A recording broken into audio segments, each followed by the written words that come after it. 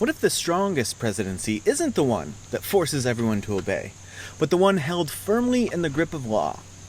There's a belief floating around right now that government agencies, the Department of Education, the EPA, the ATF, are all unconstitutional, that they were never mentioned in the founding documents, so they shouldn't exist, that the only voice that matters in the executive branch is the president's, because he was elected by all the people, and that civil servants who push back against his orders are betraying the will of the people.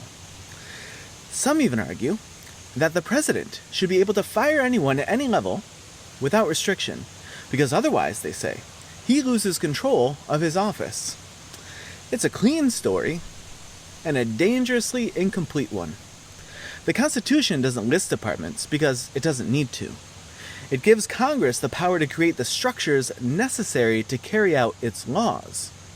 That's why the very first Congress created the Department of State, War, and Treasury in 1789. And those unelected bureaucrats, they're not some shadowy fourth branch. They are people who swear an oath to the Constitution, not to a president, not to any one person. They carry out laws passed by Congress and interpreted by the courts, not whims whispered from the top down. Now, can a president remove people? Yes, but not always absolutely. Congress can design some roles like multi-member commissions or independent agency heads with protections against political retaliation. And most inspectors general are removable only with 30 days' notice in advance to Congress, including a statement of reasons. Career civil servants have legal protections too, so that the machinery of government doesn't collapse every time an election flips the switch. The founders knew power was tempting. They feared kings as much as chaos, so they built a system where no one person could claim to be the will of the people. Hamilton called for energy in the executive, but also due responsibility.